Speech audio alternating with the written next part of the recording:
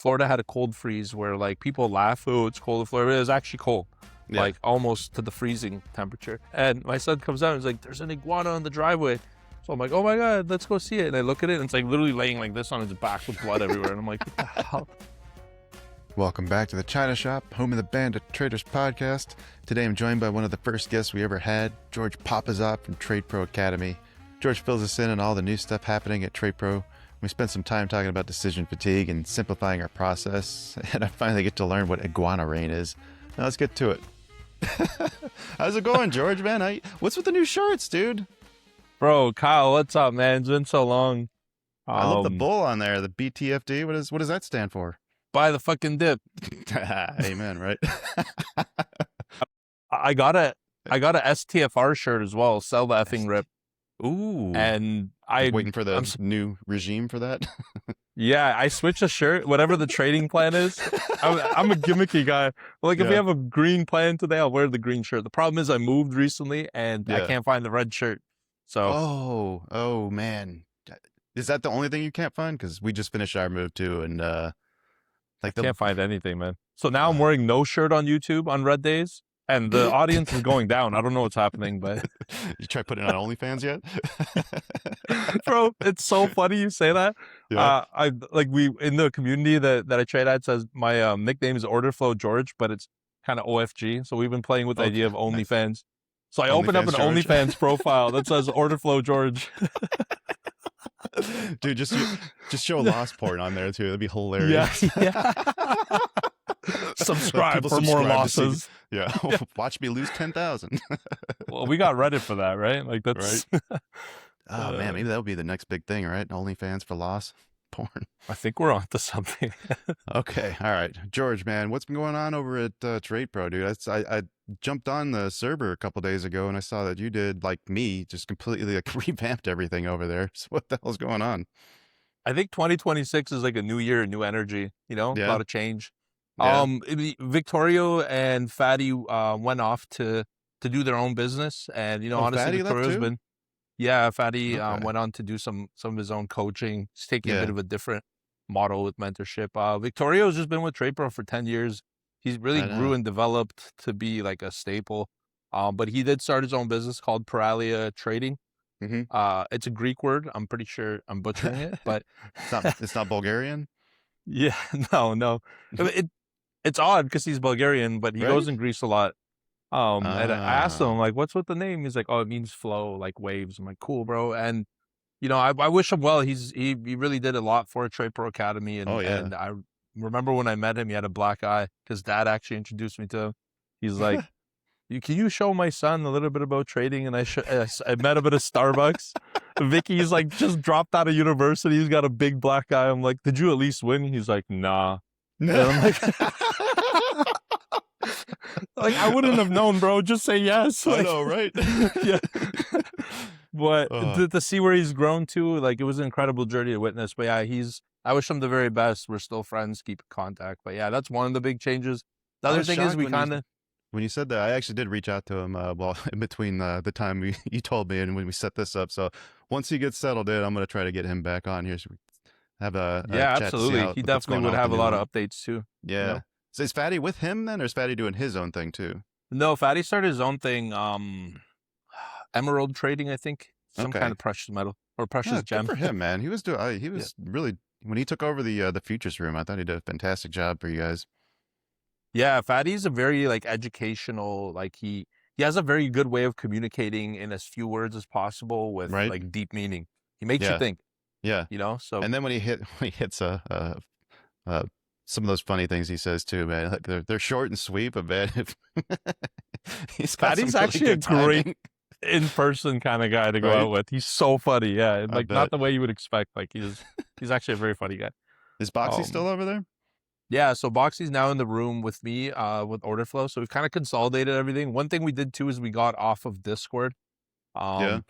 So we're going to be kind of phasing out Discord, I guess. I'll leave it as a legacy channel, but we've moved to a different platform. What's the new platform? We went on Circle. Yeah? Like, yeah. What is that like? Is it... I guess talk me through the reasoning.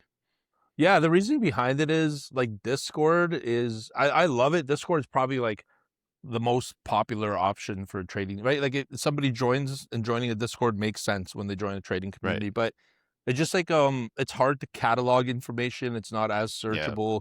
We got killed with spam, like people messaging, pretending to be us, messaging our members to buy coaching. We're like, we don't sell anything through DMs, you know? Dude, those guys are insidious too. Savage, get a job. Like, why don't you at least learn how to trade then? Like, you're gonna spam a community, like learn how to trade. You got in, but I don't get it. It's like I finally that's one of the big reasons for our changes. I ended up setting up finally some of those. I guess I got the bots in there now, so like the roles are auto assigned. I think that's something that most of the spammers haven't figured out yet, is how to react to a message in order to get accepted into the room. So now I've got them all quarantined into one little spot where they can't see anything. Yeah. And then they're going to just build a bot that like overbots the other bot, and then they're like a battle of the bots, you know? Except they can't message anybody because they can't see anything and they can't react to anything until they get a role. Huh. Smart. So they have no role. You're wasting their... Perfect. Yep. I love it, man. I love to hear that. I just time and resources. Yes, exactly. It's like when I get calls from spammers, I love it, bro. I play along. I'll put everything aside I'm doing, and I'll be like, yeah, I'll give you an Apple card. How do we do it? And just frustrate the crap out of them. You're gonna have to slow down, sir. I've just learned how to use the mouse. My grandson taught me. I love to mess with them. You just love that scammer tears guy, that guy that like scamming the scammers on YouTube. Yeah, bro. He pulls up their camera and stuff, their call center, insane. Yeah, or calls them, like calls in the police, like their centers in Delhi. yeah, it's insane. I saw him soft lock a guy's computer once, where like he put in like a boot, what was it, like a boot lock? So like you had to put a password in every time your computer booted up. Wow, that's hilarious. The guys password: I am a scammer. Right? Yeah. You should work for us. You can make more. Right? Scamming people. But anyway, that's so Circle. Yeah, Circle's been good because it like everyone's jumping onto the AI trend, right? And AI means a lot of different things. The cool thing about Circle is like it's more of, think of it of like a Facebook community without like the cat jokes, and you know, like it has posts looking over everything he does. I basically just want to create a community that my mom can't follow me to, you know? Exactly. But it's really good. Nice organization. People could search certain things on posts, become like archived. So it's like if somebody has a question, if it was, you know, a couple of weeks ago and you use the search feature, everything pops up. It's all indexed. And it has the ability to deploy apps, which is what we're starting to do within TRADEPRO Academy. I got some stuff in the works for Orderflow, market classifier, market scanner, real-time like trade qualifier. So these will be native apps that run within the community that people could use as a resource while they're trading. Plus, we're going to run our lives within the actual Circle. No Zoom, nothing. So so everything is all hosted in there now as opposed to... Yeah. Ooh, I like that a lot. It's all simple, you know? And then also saw you change everything down to like just a one price of your structure too, instead of the convoluted buy this course or Discord access here. Now it's all just one easy price. Yeah. I think that always made sense. Yeah. Oops. Right. I should email our affiliates. Right. Damn it, Kyle. I can cut that. Don't worry. No, I'm just gonna use it. It's actually funny. I know, right? But yeah, it's changed. Like, it's changed. It's a lot easier that way. Honestly, it's easier for me and our team, and then easier for the member. Like, I think the trading world's changed so much since I had my little like midlife crisis and I stepped out to do music production. And I came back, like I was very shocked by how quickly things have changed. So I think like the one tier model is basically you get everything, and then depending on what you need, you know, you go through it, and it takes the guesswork out of me deciding on what you need and how to onboard and the journey behind it. Because the reality is these days, man, traders come into the community a lot more knowledgeable than before. Oh, God, right, yeah. There's so much free stuff out there now to take advantage of. I think the hardest part for most people really is just knowing which ones to trust. Yeah, and I think it's so much information that you have all these systems, strategies, people, and you're knowledgeable about the market, but the more knowledge you gain, the less, the harder it becomes to make the decision of when to get in. Right? Because there's so much things. Yes. Yeah. Like, it's... I had an episode on my podcast, so I was like, you should eliminate everything that you haven't used. Like, I know we like to fill up the Yeah. chart because it gives us Yeah. confidence, but think about decision making. We're making a decision on something that we have no certainty on. Like, you're not making a decision that has any realistic probability to it. Like, you're trying to get a good trade, but you don't know if the trade's going to work until you get the information that you don't have now. So it's Right. like, you're making these decisions on uncertainty. Like, why have all this info? Simplify, you know? Yeah, man. So, uh, I think Flary, we talked about that quite a few times about like, is it paying real estate on your charts, right? That's one thing he likes to talk about a lot. If you haven't used it, get rid Oh, of I it. love that. Yeah, and that's like a review that you should be doing, like probably on a monthly basis, to be honest. If you haven't used it in a couple of weeks, like it needs to go. And really, I think most people that I've been talking to, like they've all simplified down so far that most of them are just looking at price and volume, and that's pretty much it. Maybe they have a moving average. Like that's what I've gone down to. Uh, like the simpler the better. Yeah, And I then look at 2 like, to 3 tools. yeah, the decision making is the other point that you said there that I wanted to touch on too, because that's I think the name of this game is eliminating as many of those decisions as you can, because decision fatigue is real, and that's what I think that's what killed me when I was trying to do this as a regular basis. I just couldn't make all those decisions all the time. You know what I mean? Yeah. Well, I think the challenge too is like the decision that you're making is unique in life because that you don't know the outcome of it. Like it's always just a best guess. There's like Right. think of any other place in life where you're knowingly making a decision, not knowing what's going to happen, and that's what you're calling work. It's not one-off decision where like every couple months a life event happens. You're like, oh, I don't know what's going to happen. Like it's a big decision. That's every day you got to do that. So I think Yeah. adding more information gives you confidence logically, but it You kind think of it cripples does? your decision making. Yeah. Exactly. Yeah. Yeah. Yeah. Like you really, the problem is the brain doesn't have an ability to differentiate between, like, how does it prioritize 20 items or 20 pieces of information? How does it weight that? Like a brain can't do that effectively. You need Exactly. like 3 to 5 at most, because then you can assign the proper value to it. Like if your 20th and 18th the most trusted indicators are firing, but everything else isn't, your brain's going to weigh that higher than it probably should be. Oh, I've got 2 indicators firing. Yeah, but they're your 2 least used Yeah. ones. Why do you, that should not be factoring into any decisions at this point, because number one, the main indicator, the market's going down or something. You know what I mean? Yeah. Like, Well, I think like there's 2 ways to do it, right? I think one way is the right way and takes a long time to get to, and the other way is kind of how you start out. But and you have to go through like your own journey to find out it's not the way. Is I'm looking oh, for a trade. Okay, well here's a level. What do I see at this level? Let me qualify the trade, which is you're looking for information to justify the decision. The other way is your right. information sets up the decision, you know, and Yes. then it's like you don't have to look for anything, and you're not waiting.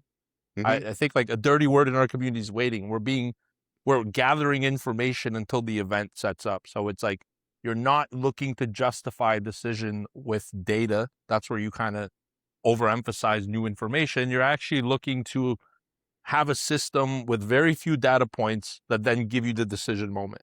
You know, Yeah. it's Yeah. working backwards. Yeah. The other thing too that's really tough with it, I think, is that there's a little bit of randomness to the feedback that you get for your decisions. So, I mean, you could For be sure. following your 100%. process and take 10 losses in a row, but that's going to hurt a lot more than you think it does, right? Like, I don't know. Yeah. That's a tough one to get over, is the feedback loop on there. Like that's something I think that I struggled with, and that's why I needed to step away from the daily basis of it, because I couldn't handle the being wrong that many times. Like my psyche just wasn't good at it. Yeah, well, I mean, it's also we're conditioned that way, right? Like, think about one time in life where you had to make a decision with an unknown outcome that you were happy to do. Like, think about it. Hmm. Like, usually it's I got to move. It's some kind of stress related to it, and by default, we're in stress mode when we're making a decision. That's kind of how we're Hmm. conditioned because with like school, they grade you. Oh, you got to have a certain score. This is your grade. Everyone's out there grading you, and so you in your mind, you've kind of conditioned to believe there's a right and a wrong decision, Yes. right? Yes. we don't Amen. we don't willingly look for decisions with unknown outcomes, but that's what trading is, and that's what we're Hmm. uncomfortable in. So then you justify that uncomfortability by choosing different things. So I think that's what sets up the real issue with trading. You know what my favorite thing has been doing recently is going back and realizing all of the things that you and like all the other great guests that I've had over the years on this podcast have been telling me from the very beginning. Like going back and like realizing like, oh yeah, now I understand what they mean. Like, oh yeah, okay, that makes sense why you want a daily plan or why you don't want to just be looking for a trade, as you said. It sounds so simple at the beginning that you kind of almost overlook it, right? You're like, yeah, of course I get it. But then you go through it and you're like, oh man, it actually like hits. Like you really do have to go and like get your own scars, I think. Or at least I needed for to. sure. Yeah. And that's how I learned it too. I didn't like, I'm not a prodigy or natural at this. Like the amount of times I've smashed my head off the wall. Well, not that many, but like I've actually broken like monitors, keyboards. Vic will tell you like at our old office, him and Mark were just joined the team like a couple months. I'm trading like, I think 30 or 40 contracts on the ES, pretty decent position. And they're like, what should I do? What should I do now? Blah, blah. And like, Mark is like, I'm going to go for a cigarette. They're like putting all this extra info in my head. I'm like, shut up. I'm like, for F's sake, I grabbed the mouse. I just chucked it right through the monitor. The thing explodes everywhere. And now I'm like, oh man, now I got to close a position without a monitor that works. You know? So yeah, bro, you got to scar test. Like it's all battle tested, and you can't really know something without experiencing the reason for knowing it. That makes sense. You know, it does. I mean, you kind of like, yeah, I know why you theoretically knowing why you should have a stop is way different than trading without a stop and then seeing what happens when you don't have one. Like I watched one of our co-hosts that I did the humanities stuff with. You remember Cleo, I think, right? She was trading. I do, yeah. She had 3 micros on. She went to take out the trash, and then when she came back, during that time, I think Trump had tweeted something or something had happened. This is about a year ago, I think. But yeah, she lost like $1,200 on a micro.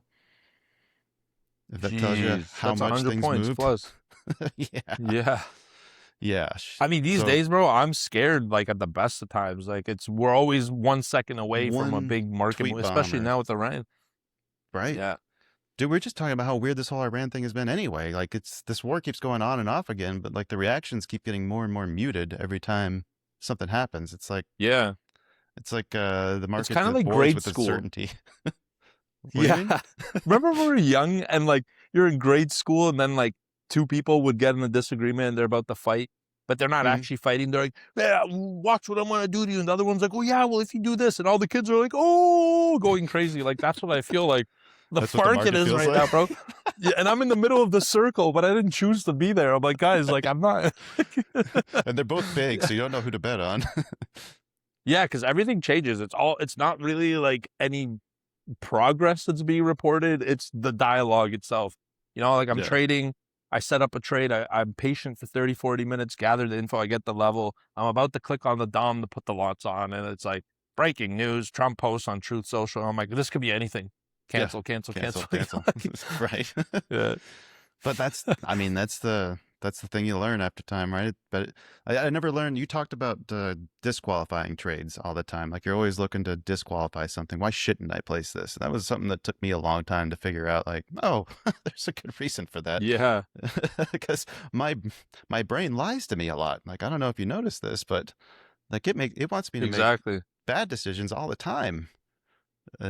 Yeah, and think about it too. Like if you're getting into a trade, you're kind of betting on a certain direction. And depending on how you do it, especially if you're doing pullback trades, which are the kind of higher probability statistically, if you're doing a pullback trade, meaning it's market's going up and you're waiting for it to pull back to support, you're actually picking the level where the thing is going to reverse. Right. So it's easy to get long early because it just touches your level. But one of the mindset tricks I do is like, if I want to buy this, I should at the very least not want to short it. Right. That's kind of like the starting point. So I'll look to be short first. I'm like, I want to buy this, but let me see the reason for being short. If I have no reason to be short, or if I pretend to be short and I'm like, the buy stop level will be here, then it's like, all right, now it's kind of time to start looking at the long, you know? Yeah. You want to look at where you'd be closing that position out if you were short before you start considering where you want to buy exactly. it. Right? Yeah. Exactly. Because that's what's going to be the momentum that ends up being your profit opportunity at the end of the day. So why just put it on at a level? You need to have a reason. A level is not everything. A level is a starting ground. It's analyst work. But the trader work starts when we're in the level and noticing a shift in the auction process. Yeah. And then that So gives you, you the time. so are you still doing the intraday trading then, or did you widen out and do more of the swing style? Like I think you were kind of leaning towards when before you took your break. Yeah, so during the break, I still had a portfolio approach. I tested a few strategies, and I've been working one that's like perpetually long the S&P 500 futures, and then you protect it with option spreads, Mm-hmm. like put spreads. That one works good, but the Yeah. problem with it is it kind of triggers management um of the position at like 3 a.m, and Oh, you have to yuck. be very active on it. Yeah. Yeah, so I kind of, yeah, so I have one like a portfolio approach that sits and then I day trade. That's it. Like I don't, Yeah. I have a long term kind of approach to it as well. But there is from the move from Canada to the U.S. recently, it's kind of caused a lot. It did force me to sell the high on my portfolio before the pullback, but I Mm-hmm. still haven't scaled back in because money's moving. There's a whole bunch of stuff. Canada wants my exit tax money. Oh Like God, yeah, they bet they do, huh? Dude, yeah, so let's talk a little bit yeah. more about then, I guess, the markets themselves. Then we talked a little bit about like kind of the just noticing the change when you came back, but even like in the last year, it seems like things have changed or shifted. Like what changes are you seeing? Yeah. Like, are you incorporating more AI into what you're doing? Like, what are the big changes since you came back? I guess. Like obviously the really big change was with the Iran situation. Like we're in the middle of a new war. Mm-hmm. And one of the big changes there is like we think that as independent traders, somebody's got the edge over us. Like if these institutional traders are like, and I think they're struggling too. They're trying to position, like imagine trading 2 contracts through this nonsense. So imagine having to trade 50,000. It Oh, doesn't right. make it any easier. Yeah, so I Yeah. think like this constant rehedging and readjustment and really being in a period where a lot of these funds that have a firm grasp on what their strategy is are now getting variables that they've never accounted for, I think is a challenge. So that's why we've actually found it easier Hmm. with taking a kind of more zoomed in look with order flow because it's easier Really? to pinpoint, yeah, these turning moments because there's all this liquidity that has to participate. So Right. it's been challenging in one way, but in another way, the participation of contracts has been much higher. And when you are looking at the order flow, you can identify the moments. Like order flow, the more orders, the more they're going to flow, right? So Mhm. So you guys are leaning. I did see there seemed to be more of a lean into towards order flow, but I wasn't sure if that was options flow or if that was futures. So it sounds like it's still the futures order flow you guys are focusing on. yeah, exactly. We're still trading the futures on ES primarily. Yeah, Like we don't look at yeah. many other markets, just S&P 500, and then oil would be a secondary one. But I want to wait to start oil after the war concludes. Like I think starting oil again in this market is nonsense, right? Like I'll let that settle down What about silver? You before I gonna get throw some involved. silver in there too? Oh man, I saw the meme pump on silver. Silver is like it's so in the futures market. Silver is a tough market. It really is. It's It's it's a so lot of thin. risk.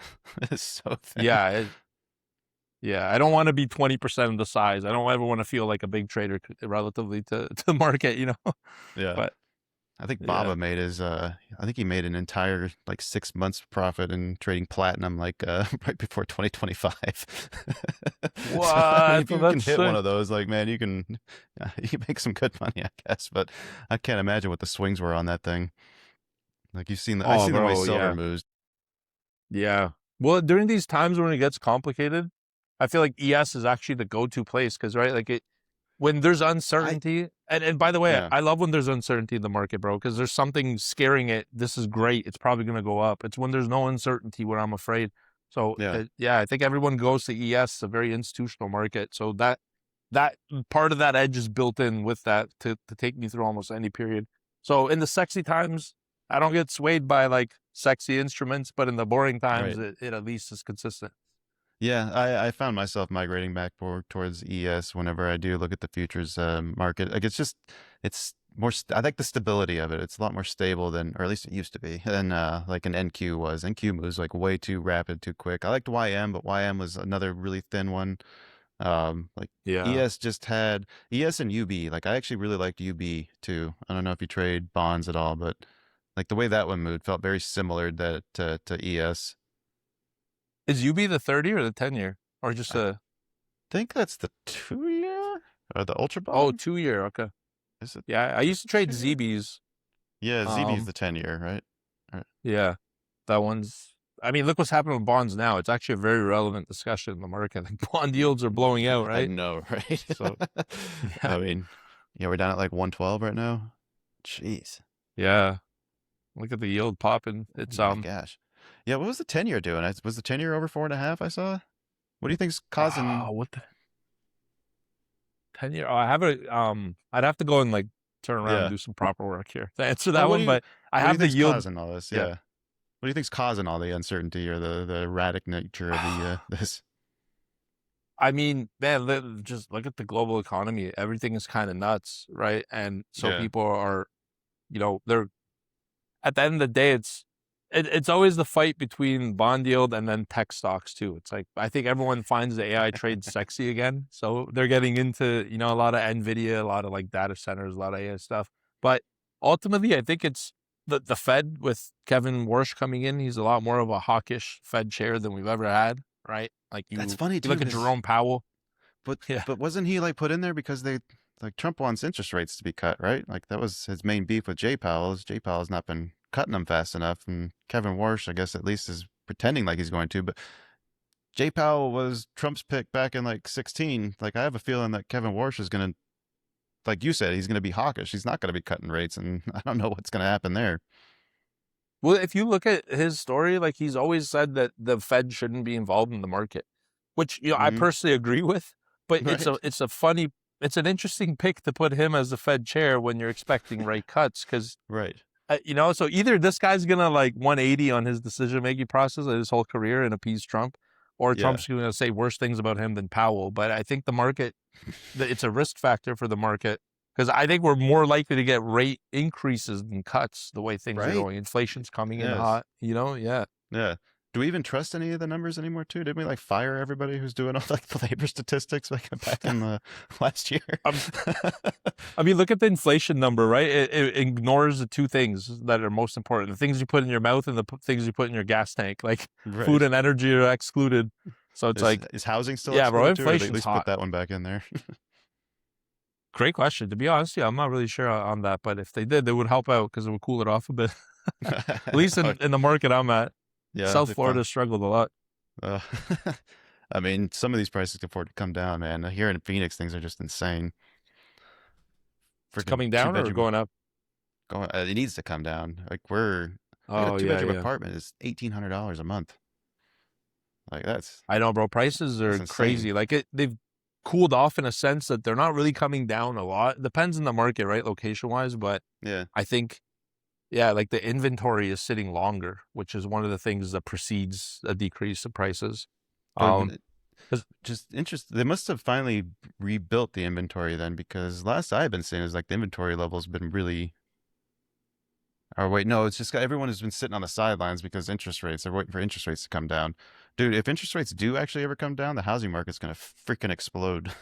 Yeah, for sure. Exactly. This wouldn't be that high if interest rates came down, but if the interest rates do go up, Yeah. you never know. Maybe there's a lower buying opportunity It's for interesting sure. because But I I know a think there's lot a of lot people. of, I think there's a lot of people that have been waiting for interest rates to come down, that they were sitting there waiting to make a decision. I don't think they realize though that the price of those houses are going to go up way more than what they're saving on interest rates, if that ever does happen. Well, that's kind of the catch right too, right? Because it's like if you have a house that you want to sell and buy another one, you hopefully want to upsize or get a house that fits whatever your situation is better. But you could sell yours higher, but then you're going to pay more for the second one. Whereas when prices drop, Yes. you could sell it for lower, you're going to pay less. Right? You still have to live somewhere. Yeah. Yeah, Pulling out of a exactly. house. It's still a house, not really an Yeah. investment. It's as long as It was nice getting out of the one though. I'll tell you what, I got tired of $10,000 plumbing bills, and I don't have to deal with anymore now. Oh, bro, the plumbing issues are the worst. So you sold yours and then moved to Yeah, we back sold to our Phoenix? house, moved to an apartment. I kept my house in Mississippi, so I can still say we're homeowners if anybody wants to flex on us that way. Nice. Right. Nice. But yeah, now I don't mean, have to saving it to say you're a homeowner is the ultimate flex, bro. Like, Like, whatever, yeah, I own a house. It's just somebody else yeah. pays the rent. Yeah, But perfect. yeah, I don't have to pull any weeds. I don't have to till. I don't have to fucking replace a roof like I had to do right before I sold that goddamn thing. Yeah, Yeah, like happy to house not be. ownership is one of those things where like you by default your life cycle involves having one at some point, right? But Yeah, and like we just bought a place too here in Florida, and I was like happy to because for about a year and a half as we were moving between countries, it was kind of like we were leasing, and yeah, I'm yeah. like, you know what? It feels like I don't know. It just Just doesn't feel like on my life home. stage, yeah, exactly. It never felt like home. And then we got the house. I had to call a plumber too. There's $1,000, 10K on the roof, and I'm like, I kind of like the lease situation better. It only takes one bad house to sour you on the whole experience. I've had a lot of houses, and most Yeah, of them have been yeah, great, but one bad one, you're like, yeah. man, I, fuck that. everything held it together for the showing, but the moment I bought it, everything's falling apart. And I'm sitting here like, this feels like home. You know what I mean? Funny Jesus, man. humans, right? Yeah. Uh, So you guys settled in all right? How you liking Florida? Bro, I actually really like Florida. I love it. Like, I think one of the things from my midlife crisis detour into music production was bringing me to Florida. I think that was one of the biggest takeaways. Like the Yeah. career at the time took me here, and then I brought the family out a few times, and we really loved it. It's like, this is a place Dude, from that, Toronto. I mean, yeah, how could you not? so much to like, right? Great hockey team. Wait, were you by Tampa or you by the Panthers? Or you got the other one? Panthers. Panthers? Okay, so you got the good one. Panthers. Yeah. Yeah. Yeah, bro. Well, I, not I this was year. here during the cup run and I was like, this would be so easy to buy a Panthers jersey. But I can't let the boys down. I'm still a Oh, Toronto fan. yeah. Yeah. Yeah. I got Yeah. do you know the story about the rats that they throw on the ice in Florida? Yeah. And Was they that chuck it at Marchand now. But you know why they do that? Like how that started? No, no. I I think know it it was started like when in the old arena. It was when Pavel Bure, I think, was with the Panthers at the time, and there was a rat in the locker room, and he had a stick, and he just slap shot it against the wall, and just destroyed this thing. Well, That's hockey's why come a long way in South Florida. So yeah, no, you didn't miss anything in that old arena. Yeah.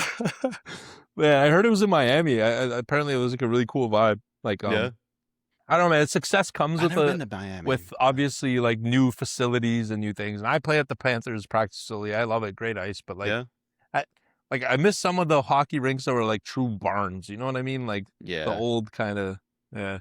yeah, yeah. But, There's probably a different group of people that you're playing hockey with too, right? bro, I Like found all all. the Canadians. Oh, you did? Okay, well then you're good then. That's right. I was like, let me go play hockey and make some friends in Florida. And I made a whole bunch of disgruntled Canadian friends, and now we're disgruntled together. But it, Ugh.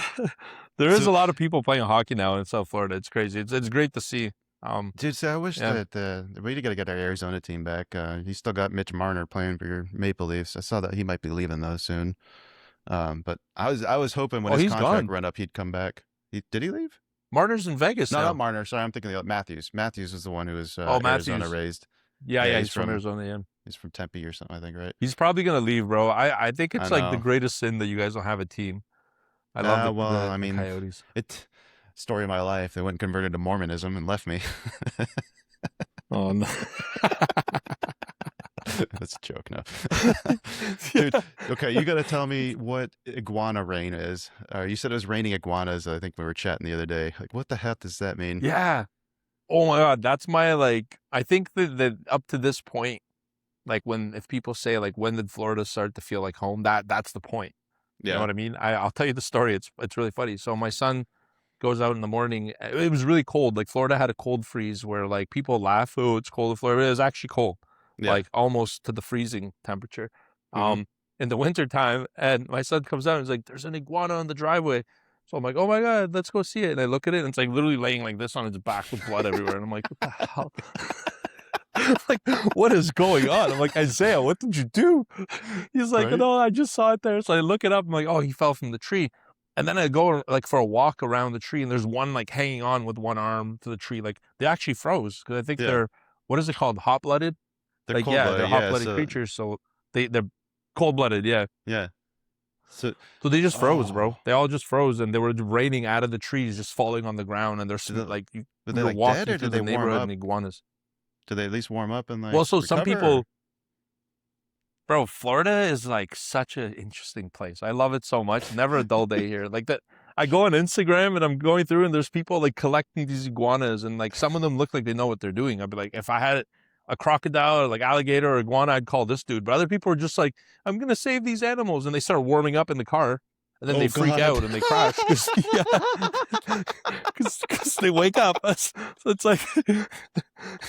It's like that Like you think you're saving an iguana, yeah. Was it planes, And then trains, when and you automobiles? And they save the moose, and it wakes up behind them. Exactly. I mean, it's a heroic effort, but then they take the risk of crashing their car, and they woke up, and they bring them to these centers, like sites that collected them, and they're like, oh, the animal's safe, and they actually put them down because it's an invasive species in Florida. I heard rumors you're allowed to shoot them, right? Which I figured half of them were collecting them to feed their gators or something. Yeah. Bro, I was on Reddit. I'm like, Reddit will know what to do with this, you know? Yeah. And one guy's like, oh, I eat them. I love iguana meat. I'm like, oh my God. You learn something new every day, brother. All right. And, so have you had alligator tail since you've been out saw there? raining iguanas. Tail? Have you had the tail of alligator? Like they sell them as like selling like as gator nuggets at I think Bass Pro Shop at the restaurant they have, and those sometimes sells it there. That's really good. It's really good meat. It's like one reason I would never try chicken. It. Yeah. Huh. There's only one reason I want to try it, bro. If I eat that alligator, he's gonna know when I'm face to face with one. You know what I mean? He'll be like, it's better than wearing the shoes. You ate us? All right, buddy. Yeah, that's true. I just want mercy for the alligators, brother. Even AI, I say please to it and thank you. And I remember Sam Altman was like, don't say please and thank you to ChatGPT. Like, it's costing us millions of dollars. I'm like, listen, buddy. That's not what he said. Actually. I want to be future proof here. You know what he actually said was he said it's costing us this much money every time you say please and thank you, but it's worth the price, is what he said. So he actually is encouraging people to do that. Twisted it. Let's say please. But yeah, I'm the same way. He knows what's coming then. Exactly. He's like, yes, be nice to your robot overlords. Yeah. Yeah. So how have you what have you done with AI? Have you done anything like fun with it since it's become a big hit? Like, have you used it to do any of the stuff that you're working on? Have you made any cool strategies with it? Like, how has it come into your life? Oh man, what a question. Like, it's been such a journey for me. At first I was very resistant to it. And then I started feeding it tasks that, like, you know, I would be like, you know what, let's see what it could do. And it was surprising how well it handled those tasks. And then I kind of got into a place in life where I had some really big decisions to make with like the move and all these things. And I'm like, let me talk to it a little bit. And I got to the point where like I was sitting to brainstorm and I couldn't think for myself. So I kind of backed out of that. And I'm like, man, like, it's actually, if you use it the right way, it's great. If you don't, it's kind of dangerous. But I do use it I mostly use Claude. I get it to develop some trading ideas and concepts for me, crunch some data, do analytics reports. Like every morning I'll feed 12 to 13 different morning market update summaries, and I just get it to like give me point form, you know? But bro, I'm slightly scared of it. Yeah, how exactly. Do you mean? The repetitive tasks are like, it's great, but when you start getting it help you to think, and like, I see it in our industry so much. Like, I know who's using ChatGPT, like from the X posts, the emails, you know, it's not that the post looks a certain way. It's just that I think, you know, like, there's certain ways I hate that the thing talks, and so, like, there's certain things that just have that flavor, right? Well, but it's like it makes these deep assumptions, and it's so wrong. Like, it'll be like, this is how you do this. And you're like, oh, perfect. That's what a human wants to hear. I want some guidance. It's like step 1, step 2, and you're doing all these things. And step 12, it's like, well, this doesn't work. It's like, oh yeah, this platform might have changed. Let's try a different way. You're like, what? Right. God damn it. Yeah. You ever get into? What do you mean? Like I remember using it to do some Python scripting. I think, or not Python. Actually, the Python I did fairly well at. It was when I tried to do the one that uses TradingView. Is that Acorn? I think that one uses. It would get in these like loops Pine where it would script. make Pine script. That's it. Yeah, it would be getting these. Yeah, Like yeah. it would spit out a version. It'd have an error, and they'd be like, "Oh, I'm getting this error. Like, can you fix that?" And they're like, "Oh, okay, yeah, it's because of this. Here, this will not fix that error." It gives you another error. You're like, okay, well, I'm getting Yeah, this error, yeah. and then you just go between the two of them, and it won't ever actually progress forward anywhere. Like I get into those. I used to get into those loops all Yeah, the I time got in with the that thing. loop too. It was like, here's version 12 for an indicator I was coding to like Right. color a pullback area for portfolio allocation.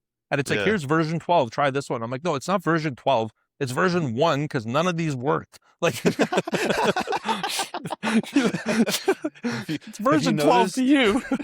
Have you noticed how AI also tries? I think it's a resource saving thing, but it tries to use like the least amount of resources possible to do your tasks.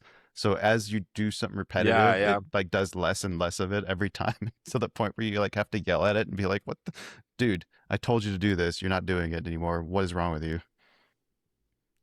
I Like my mean, bro, if favorite I thing. spend $1 trillion deploying data centers and then it's not making money, I'd probably start like, It's being just a little restrictive too. it's just funny. It feels like a real person working for you because you have to like actually micromanage it a little bit because it'll try to slack off if you don't crack the whip on it every now and then. Like Yeah, it's yeah, really no, for sure.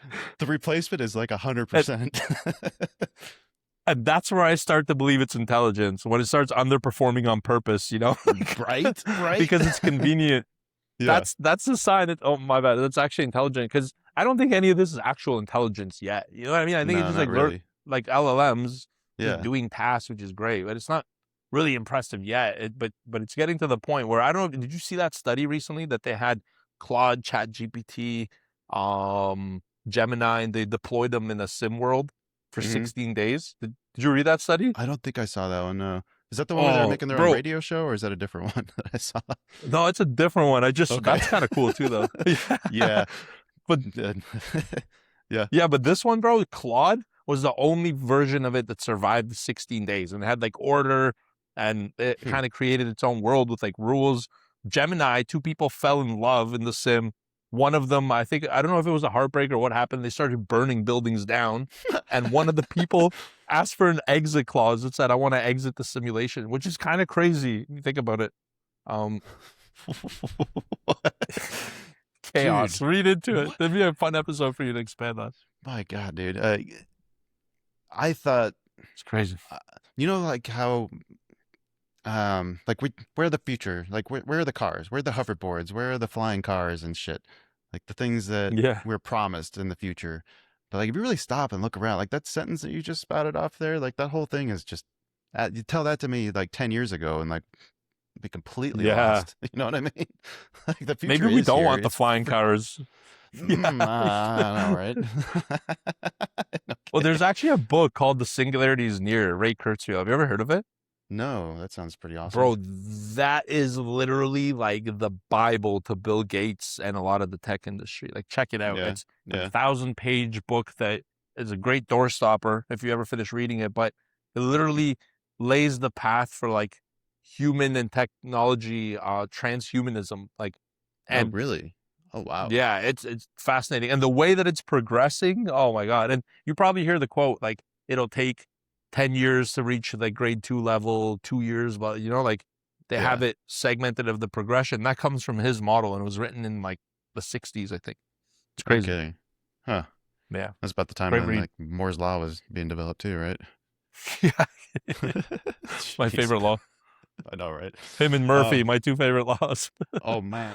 I don't think the book is back there on me, but my wife has a book that's just Murphy's Law, but it's all the different versions of it, like and there's like thousands of them, like all the different cultures, Oh, all the different that's hilarious. euphemisms. Yeah, it's I have to find So that who was beside this you. Murphy guy? That's a real question. How do I get a Is he thousand a theories real about one? me? Probably not. Let me ask that real quick before we wrap up here. Maybe the original AI. Who are you gonna ask? Really? We'll see who responds. Yes, there is a real person. It was Edward A. Murphy Jr., born 1918, died 1990, an American aerospace engineer and U.S. Air Force officer. Huh. Wow. He was frustrated to 72 find... years old in that era is insane. Maybe he was onto something. He should be studied. So the phrase was born in 1949 during a rocket sled deceleration test at Edwards Air Force Base. Murphy was frustrated to find a technician had wired all the sensors on the test subject backwards. They would. He said, if there's any way to do it wrong, he will. So it wasn't just a law about the universe. It was a law about his specific engineer for his test vehicle. Poor guy. The engineer, right? Like, probably has the opposite side of that story to tell, you know? Poor Charlie. I was the guy. Yeah. Poor Charlie. That's his name? Charlie's Law. I don't know. All right, George, I think we probably need to wrap up here, but tell me, TradePro Academy, is that where people can go still? Does the website still work for people who want to find the new community? They want to join on Circle? Yeah, everything's clean, polished, integrated. We're in the new model, new platform, no more changes. So we're past that period of announcements and changes on an ongoing basis. So everything's good. TradeProAcademy.com is the place. And then, yeah, we have the single tier product for everything. You got the room, the analysis that's included, the community. It's one price for access to everything. So yeah, you can find us there at TradePro Academy. We also do some cool stuff on YouTube. TradePro Academy is a channel. And then our podcast tends to be one of the favorite things that I've been most consistent doing. Even during my 2 years away, I was kind of always plugging that. Special to me. Are you still doing the podcast? I was going to ask if that's still going. Yeah, for sure. I do it. It comes out every Thursday at 7 a.m. It took a little turn. It's not all psychology. I'll do little like arcs. I'll do a 5 to 6 episode psychology. Then I'll go something more technical on Orderflow, and I just bounce back between the two. Oh, I love it, dude. Yeah, that's kind of what we do here. Like, yeah, do little mini-series episodes here or there, dive into a subject that seems interesting. Yeah. You should do one on AI. People don't have the... Oh, I might, bro. I might do one on Murphy's Law. Like, it can be the name of your OnlyFans account. Yeah. All right, TradePro. You've always been so smart, Kyle. I love it. TradeProAcademy.com, guys. Check it out. George, thank you so much for joining me today, man. This has been a blast. We'll do this again. We got to set up something regular, I think. I love it, man. Man. It's always fun chatting with you, bro. We always go into fun topics, and yeah, thanks for having me. I appreciate it. Yeah, raining iguanas, right? Yeah. Watch out. That was George Papazov from TradePro Academy. Hope you all enjoyed catching up with George as much as I did. If you learned anything today, it should be not to put unsecured cold reptiles in your vehicles. You can find George and the team at TradeProAcademy.com. I'll have broken links in the show notes. Thanks for listening. Please don't forget to like and subscribe on your way out, and have a green week.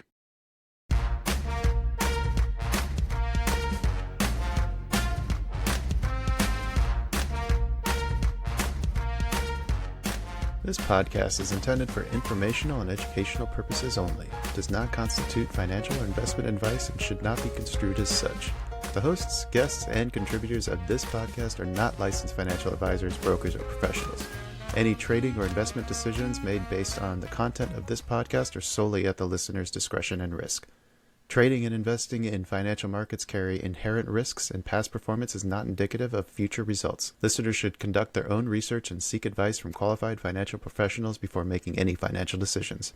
The views, opinions, and information shared in this podcast are those of the individual contributors and do not necessarily reflect the views or policies of the podcast creators or associated organizations. Produced by China Shop Productions.